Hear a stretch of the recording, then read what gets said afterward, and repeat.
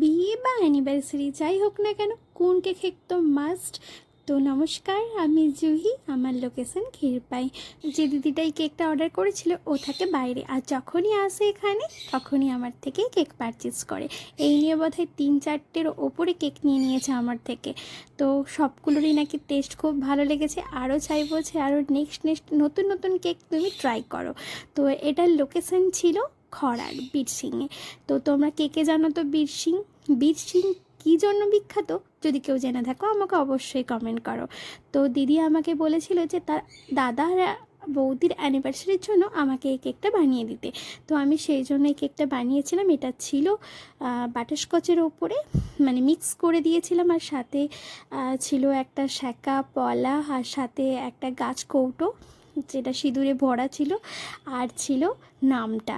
অবশ্যই তাদের যেহেতু স্পেশাল দিন, সেহেতু ভালোভাবে যাতে স্মৃতিতে থেকে যায় তার জন্য নামটাও এখানে মেনশন করে দিয়েছি।